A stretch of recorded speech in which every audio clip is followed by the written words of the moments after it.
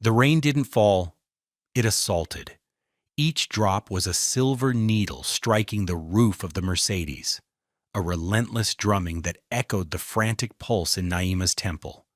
The engine was dead. The hazard lights blinked a pathetic, rhythmic plea into the deepening gloom of a neighborhood she only ever saw from the elevated freeway. Her world was corner offices and silent elevators, boardrooms where the air was thick with the scent of money and ambition. This world, this street, smelled of wet asphalt and ozone and something vaguely unfamiliar, something real. She pulled the collar of her silk blouse closer, a useless gesture against the chill that had nothing to do with the temperature.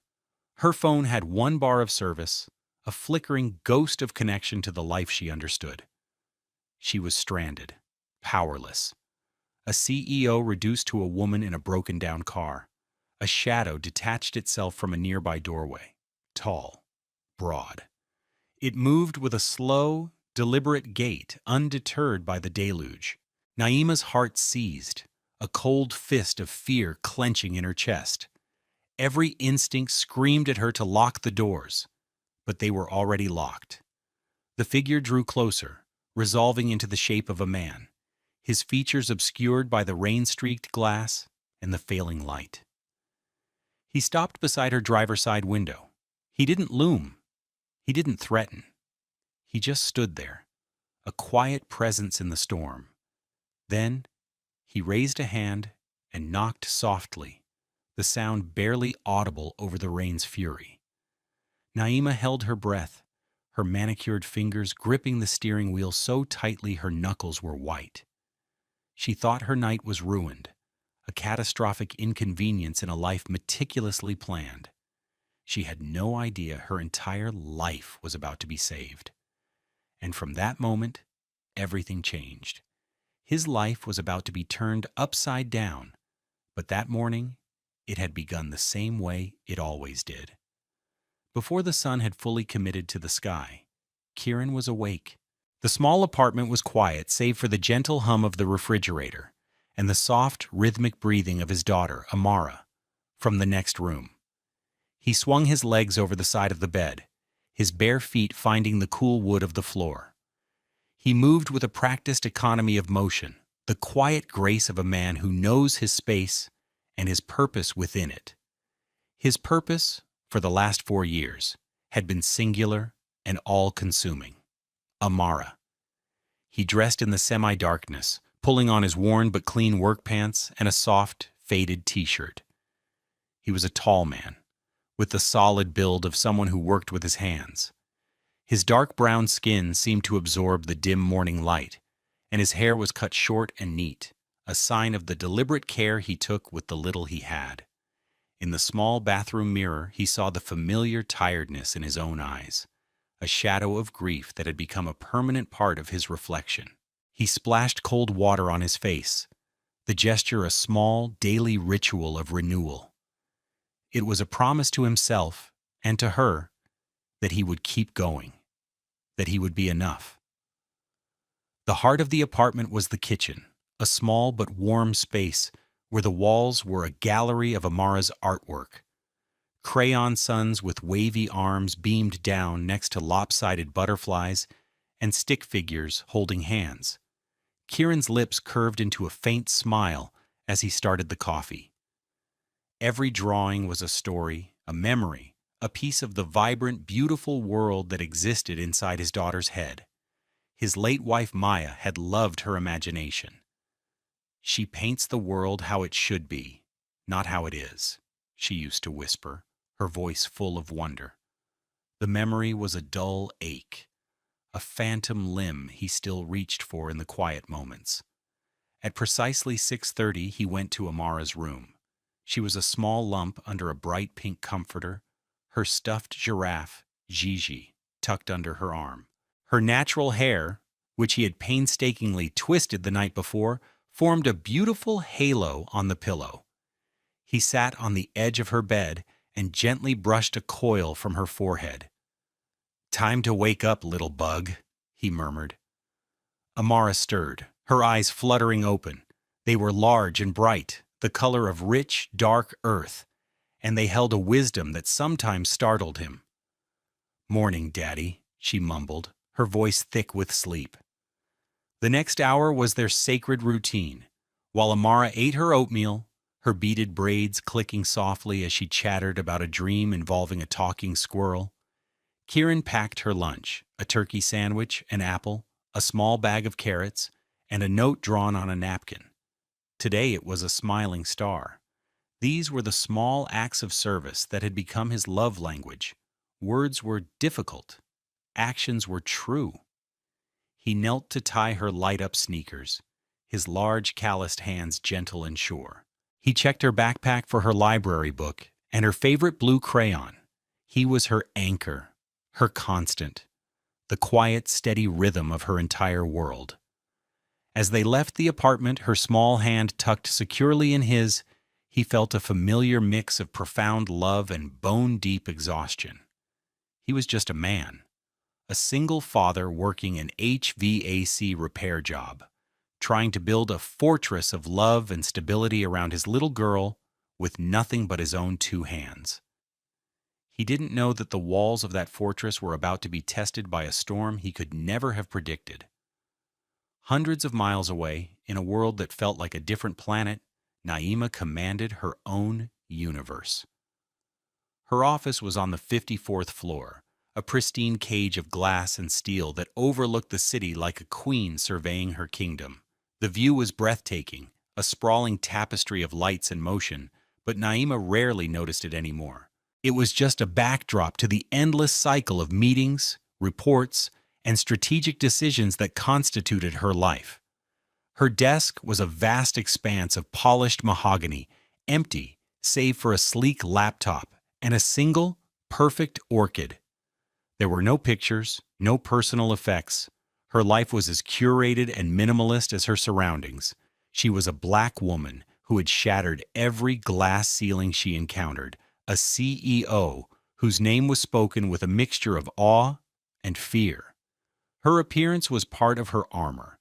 Elegant suits tailored to perfection, natural hair pulled back in a severe but beautiful updo, her deep brown skin luminous under the recessed lighting. She spoke in controlled, precise sentences, her voice calm and even, betraying no hint of the pressure that simmered beneath the surface. In the boardroom that morning, she had dismantled a rival's proposal with surgical precision, her arguments sharp and irrefutable. The men around the table, older and paler, had looked at her with a grudging respect. They saw the power, the brilliance, the results. They did not see the woman. Later, alone in her sterile penthouse apartment, the silence was deafening. The space was beautiful, an architectural marvel of clean lines and expensive art, but it felt less like a home and more like a museum. It was a place to be looked at, not lived in. She ate a salad from a container, standing at the kitchen island, scrolling through market reports on her phone. This was her reward for a life of relentless achievement, a stunning view of a city she didn't feel a part of, and a profound, gnawing loneliness that no promotion could ever fill. Her phone buzzed. It was her mother. "Naima, darling." The voice was smooth, cultured, and laced with expectation. "I saw the press release about the acquisition. Marvelous. Your father is very proud." There was a pause. "Are you bringing a date to the fundraiser on Saturday?" Naima closed her eyes. It was always the next question, the next milestone. CEO wasn't enough. Now she needed the right kind of partner to accessorize her success. "I'm busy, Mother." "Don't be difficult, Naima. Marcus will be there. His father is on the board of trustees. It would be a good connection." Naima felt a familiar wave of weariness. She was a commodity, a strategic asset in her family's portfolio. She had never been loved for who she was, only for the status she could attain. She ended the call, the silence of the apartment rushing back in, heavier than before. She looked at her reflection in the dark glass of the floor-to-ceiling windows. A powerful, successful black woman stared back. A woman who had everything and nothing at all. It was this woman, hours later, who would find herself sitting in a stalled car, the armor of her success stripped away by a simple, relentless rain. The knock came again, a bit more insistent this time.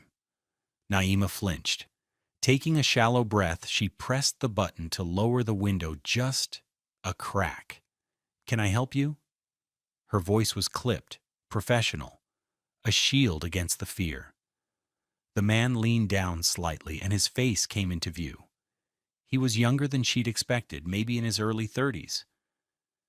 His features were kind, his eyes steady and calm. Rainwater dripped from the brim of his simple baseball cap. He wasn't threatening, he was just there. "Your hazards are on," he said, his voice a low, gentle rumble that carried easily over the storm. "Car trouble?" "The engine died," she stated, as if reporting a market failure. "I've called for a tow, but the wait is over 2 hours." He nodded, his gaze taking in her fine wool coat, now damp, and the tense set of her jaw. He didn't see a CEO. He saw a person in trouble. "This storm's not letting up," he said. "It's not safe to sit here in the dark. My apartment is just there, at the end of the block. You can wait inside where it's warm and dry." Naima's mind raced, calculating the risks. A stranger's apartment? It was illogical, reckless. But the alternative, sitting in a dark, dead car in an unfamiliar neighborhood for 2 hours, felt just as dangerous. There was something in his eyes, a quiet decency that cut through her ingrained suspicion. It was a look she had never encountered in a boardroom. She hesitated. "I have a daughter," he added softly, as if sensing her fear. "She's asleep inside. You'd be perfectly safe." He said it not as a plea, but as a simple statement of fact. That was what decided it. The mention of a child changed the entire equation. She gave a single, curt nod. "Okay?" He opened her door and held a large, sturdy umbrella over her as she stepped out, her designer heels sinking slightly into the soft asphalt.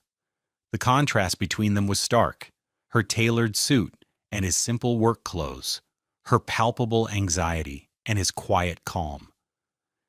He led her to a modest 3-story brick building and up a flight of stairs.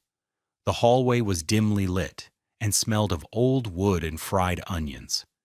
He unlocked a door and pushed it open, stepping aside to let her in.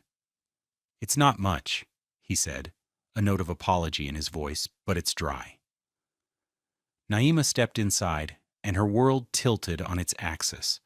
The apartment was small, the furniture simple and worn, but it was filled with a warmth that her sprawling penthouse had never known. The air smelled of cinnamon and clean laundry. A child's colorful drawings were taped to the refrigerator.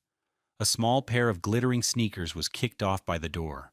It was a home, a real home. He took her wet coat, his fingers brushing hers for a fleeting second. The touch was impersonal, yet it sent a strange jolt through her. "I'm Kieran, by the way," he said. "Naima," she replied, her voice barely a whisper. She stood awkwardly in the center of the small living room. A ghost from another world? Feeling more vulnerable than she had in her entire life. The first act of kindness was what truly broke her. Kieran disappeared for a moment and returned with a soft gray sweatshirt and a pair of sweatpants. "They'll be big on you, but they're dry," he said, handing them to her. He gestured to the bathroom. "You can change in there." Naima took the clothes, the worn cotton soft against her fingers. In her world, problems were solved with money and influence. Assistance was a transaction. This simple, unconditional offering of comfort was a language she didn't speak. After she changed, she emerged feeling smaller, stripped of her corporate armor. The sweatshirt hung off her frame, the sleeves covering her hands. She looked less like a CEO and more like a lost girl. Kieran was in the kitchen, and he turned with 2 mugs in his hands. "Ginger tea," he said. "Good for a chill." He handed one to her, his fingers once again brushing against hers. The mug was warm, radiating a gentle heat that seeped into her cold hands. She took a sip. The tea was sweet and spicy, and it warmed her from the inside out. They sat in a comfortable silence for a moment, the only sounds the rain against the window and the hum of the fridge. For the first time in years, Naima wasn't performing. She wasn't negotiating. She was just being. And in that quiet moment, a single tear escaped and traced a hot path down her cheek. She wiped it away furiously, mortified. Kieran pretended not to notice. He just looked at her with those calm, steady eyes. "It's okay," he said softly. "Storms can be unsettling." He gave her an out, a simple explanation for a complex emotion she couldn't begin to articulate. She was crying not because of the storm, but because of the tea. Because of the sweatshirt. Because a stranger had shown her more genuine care in the last 20 minutes than she'd felt in the last 20 years. A small voice piped up from the hallway. "Daddy? I heard a noise." A little girl appeared in the doorway, rubbing her eyes. She was tiny, with Kieran's kind eyes and a head full of beautiful coils that bounced as she moved. She wore pajamas covered in yellow stars. Her gaze landed on Naima, and her eyes went wide with curiosity. "Who are you?" she asked, her voice clear and unafraid. Kieran smiled, the expression transforming his face, erasing some of the weariness. "Amara, this is Naima. Her car broke down, so she's waiting here for a little while." "Naima, this is my daughter, Amara." Amara tiptoed closer, her head tilted. "Why are you wearing Daddy's shirt? It's too big." Naima, who could command a room of 50 executives, was at a complete loss for words. My clothes were wet from the rain." Amara nodded solemnly, as if this were a perfectly logical explanation. She then walked over to Naima, uncurled her small fist, and pressed something into Naima's palm. It was a small, smooth stone she had painted to look like a ladybug. "This is for good luck," she announced. "Gigi says ladybugs keep the scary things away." She pointed to the stuffed giraffe she was now holding by one long leg. Naima looked down at the small, imperfectly painted stone in her hand. It was the most precious thing she had ever held. The tow truck company called back. Due to the flash flooding, they couldn't get a truck out until morning. Kieran overheard the conversation and didn't hesitate. "You can take the spare room," he said, matter-of-factly. "It's Amara's room, really. She can bunk with me tonight." Naima started to protest, to insist on a hotel, but he just shook his head. "I'm not sending you back out in this storm. It's no trouble. Stay here. Drink this. It's okay." His gentle commands left no room for argument. She was so used to being in charge, to making the decisions, that the simple act of yielding felt both terrifying and like an immense relief. That night, Naima lay in a child's bed, surrounded by drawings of planets and glowing stars stuck to the ceiling. The sheets smelled like lavender soap. Through the thin wall, she could hear Kieran's low voice as he read Amara a bedtime story. It was a sound of such profound and gentle love that it made her own heart ache with a longing she couldn't name. She had spent her life building an empire of solitude, and in one night a kind man and his daughter had shown her just how impoverished she truly was.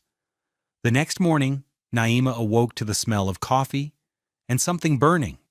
She emerged from the room to find Kieran at the stove, a sheepish look on his face as he scraped a blackened pancake into the trash. Amara was at the small kitchen table, giggling. "Daddy burned the first one again," she chirped. "The first one is always for the pancake gods." Kieran looked over at Naima, a genuine, warm smile on his face. "Morning." The pancake gods require a sacrifice, apparently. Hope you're hungry.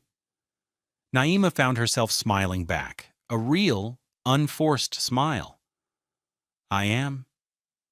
She sat at the table, and Kieran placed a plate in front of her with two slightly misshapen but perfectly golden brown pancakes. Amara pushed the syrup bottle towards her. You have to put the syrup in all the little squares, she instructed seriously. For the next hour, Naima sat in a sun-drenched kitchen, eating imperfect pancakes with a 5-year-old and her father. She listened as Amara recounted her entire dream about the talking squirrel. She watched the easy affection between father and daughter, the way he would instinctively reach out to wipe a smudge of syrup from her chin, the way she would lean her head against his arm. She had been in Michelin-starred restaurants, in exclusive penthouse clubs, in corporate dining rooms that served food worth more than Kieran's monthly rent. None of those places had ever felt like this. This felt like nourishment. Later that afternoon, while Kieran was on the phone coordinating the tow for her car, Amara took Naima's hand and led her to the living room rug. You have to see my drawings, she said, pulling out a large portfolio from under the couch. For the next hour, Naima sat on the floor, cross-legged in borrowed sweatpants, as Amara presented her masterpieces. There were vibrant, chaotic paintings of flowers and animals. There were pencil sketches of her and her dad. In one drawing, 2 stick figures stood under a tree. One was tall, the other small. Above them, a third figure was sketched faintly, like a cloud with a smile. That's my mama, Amara said softly, her finger tracing the cloud. She lives in the sky now. Daddy says she's the brightest star. Naima's throat tightened. She's beautiful, Amara. Daddy misses her, Amara continued, her voice matter-of-fact. Sometimes at night, I hear him get quiet. That's the missing sound. She looked up at Naima, her dark eyes perceptive. You have the missing sound too, in your eyes. The blunt, innocent observation struck Naima with the force of a physical blow. A child had seen through the carefully constructed facade to the hollow space inside her. She didn't know what to say.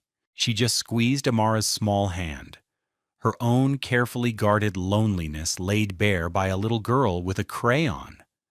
That evening, after Amara was tucked into bed, Naima and Kieran sat on the small balcony off the living room. The storm had passed, leaving the air clean and cool. The city lights twinkled in the distance, a world away. For a long time, they didn't speak. It was Kieran who finally broke the silence. She was a musician, he said, his voice low. Maya. She played the cello. She could make it sound like it was singing. He spoke of his late wife with a quiet reverence, not with the sharp edge of fresh grief, but with the soft ache of a love that had settled deep into his bones.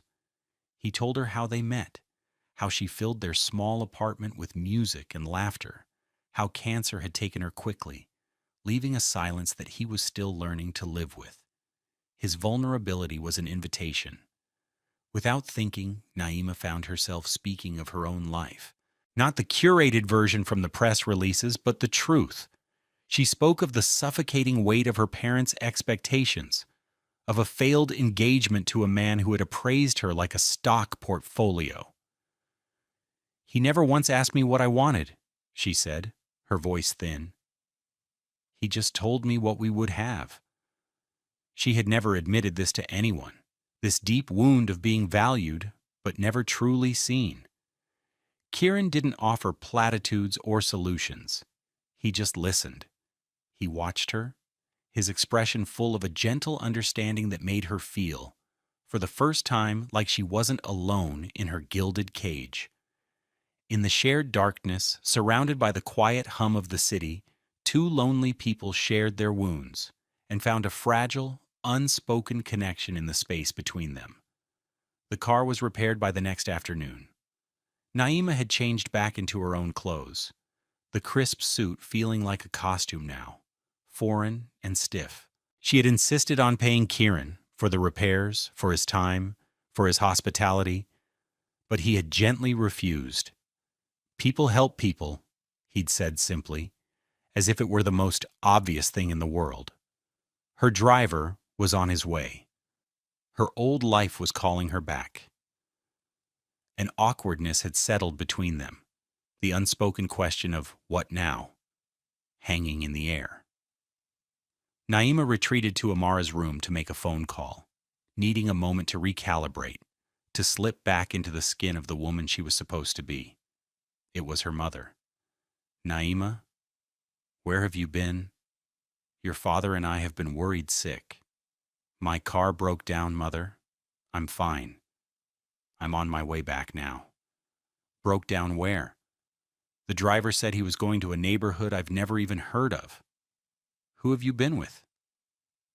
The disapproval in her mother's voice was a physical thing. Naima hesitated, the warmth of the last 2 days feeling suddenly fragile, easy to break. She sought to protect it, and in doing so, she betrayed it. I stayed with someone who helped me, a local mechanic. A mechanic? Her mother's voice dripped with disdain. Naima, really, you must be careful. People like that, they can be opportunistic. What kind of man is he? In the kitchen, Kieran was quietly making a pot of tea, thinking he would offer Naima a cup for the road. On the counter, forgotten, was the receiver for the baby monitor he kept in Amara's room so he could hear if she had a nightmare. It crackled to life. He's just a kind man, Mother. Naima's voice drifted from the small speaker, tinny and distant. It's nothing. A simple man with a simple life. It was just a place to stay out of the storm. There was a pause. Kieran stood frozen, the teacup halfway to the kettle. Of course he's not someone, Naima continued, her voice strained, trying to appease the woman on the other end of the line. Don't be ridiculous. I'll be home in an hour. The words struck Kieran with a quiet, devastating force, not with anger, but with a deep, hollow ache of confirmation. He had known, of course. He was a repairman from a poor neighborhood. She was a CEO from a different galaxy. He had known the chasm that lay between their worlds. But for a brief, hopeful day, in the shelter of the storm, it had felt like that chasm didn't matter. Now he heard it named. A simple man, not someone. He slowly put the teacup down, his movements stiff. The warmth in the kitchen seemed to evaporate, replaced by a sudden, biting chill. He turned off the baby monitor and walked back into the living room, his face a mask of quiet resignation. The light in his eyes, the gentle calm that had been his signature, was gone. Naima finished the call and walked back into the living room, a sense of self-loathing coiling in her stomach. She felt the change in the atmosphere immediately. The easy warmth between them had vanished, replaced by a polite, impenetrable distance. Kieran was suddenly formal, his movements stiff. He wouldn't meet her eyes. He spoke in short, clipped sentences. Your driver is here, he said, gesturing towards the window. He didn't understand what had happened, but she felt the loss of his kindness, like a physical blow. She gathered her things, her hands trembling slightly. This was it. The bubble had burst.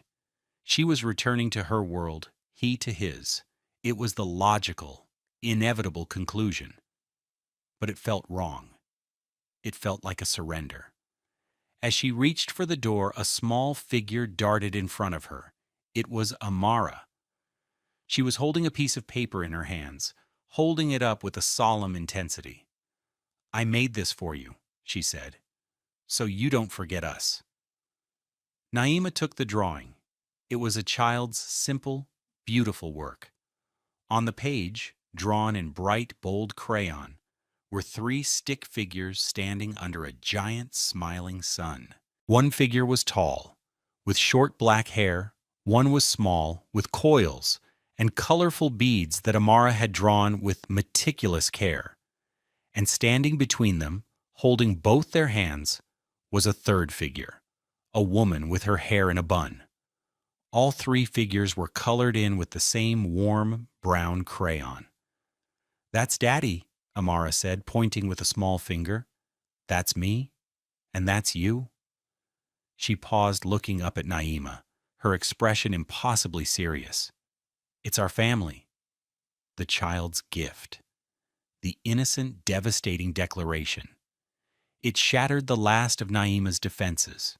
She looked from the drawing in her hand to Kieran's face, and for the first time, she saw not just quiet resignation, but a deep, profound hurt.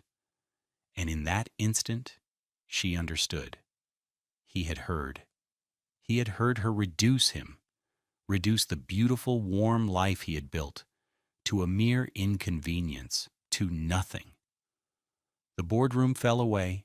Her mother's expectations fell away. The entire life she had meticulously constructed turned to dust.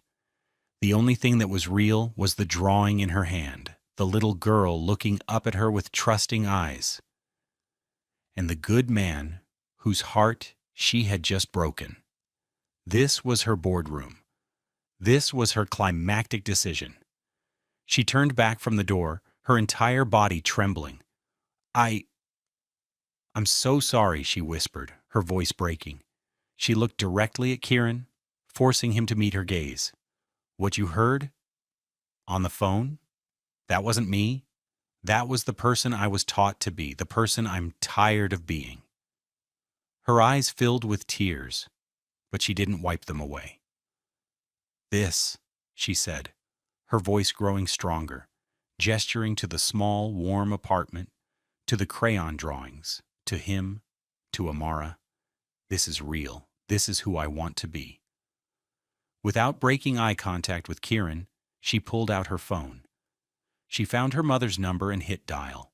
When her mother answered, Naima's voice was clear and steady, imbued with a strength she didn't know she possessed. "Mother, I need you to listen to me very carefully," she said.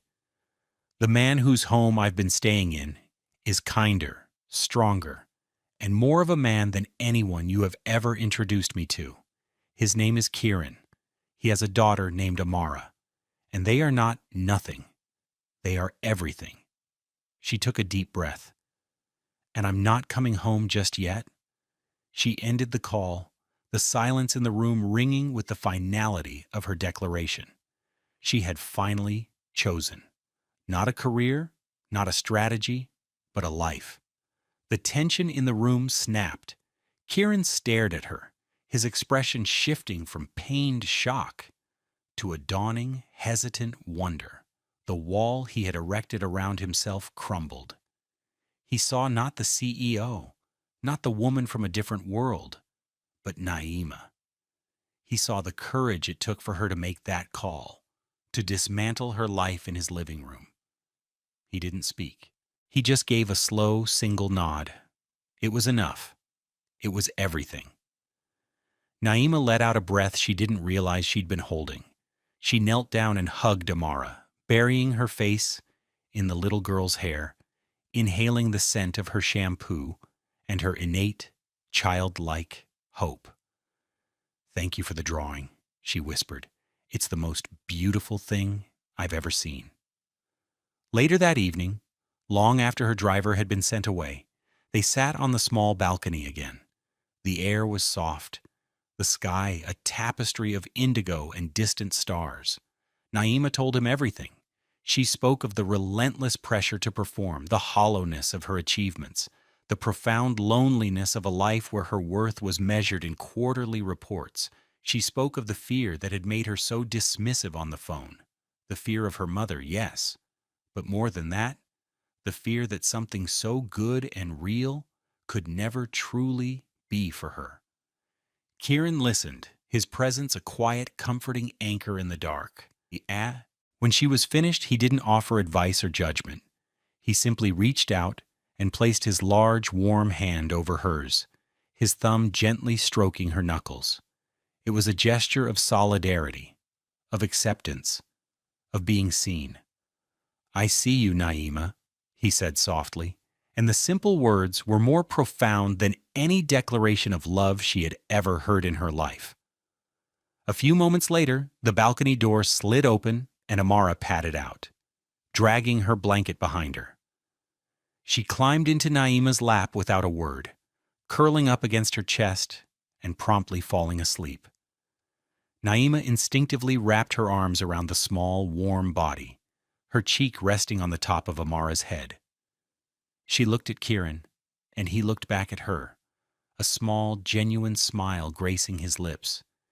In the quiet of the night, high above the sleeping city, with a child's weight in her arms and a good man's hand holding hers, Naima felt the missing sound inside her finally, blessedly, go silent. She was home. Weeks turned into months.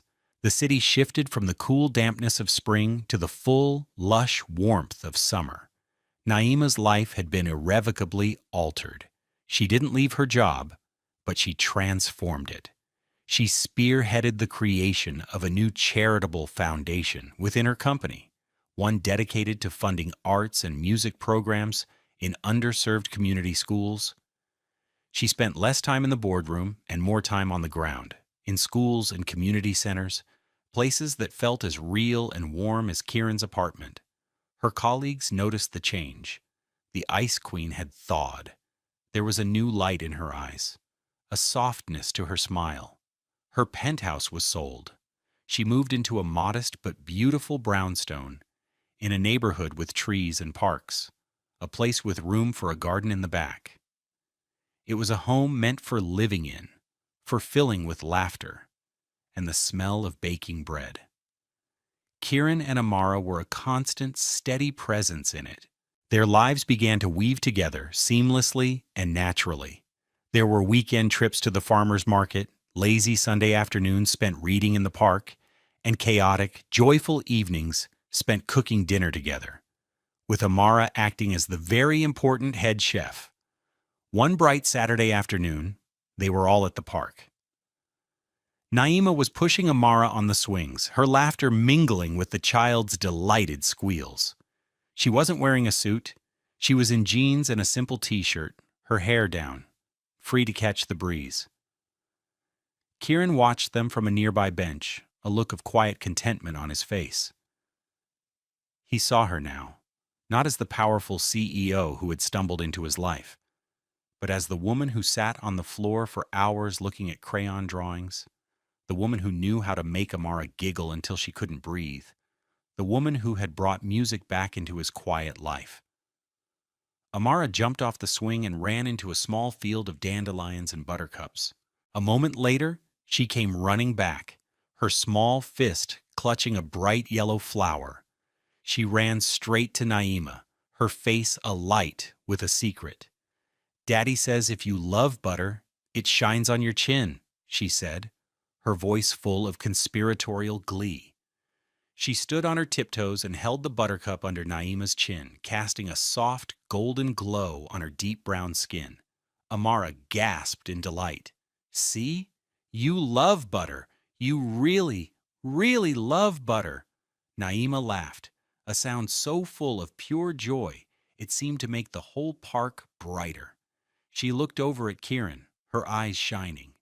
He walked over to them, his smile mirroring hers. He knelt down so he was at eye level with his daughter.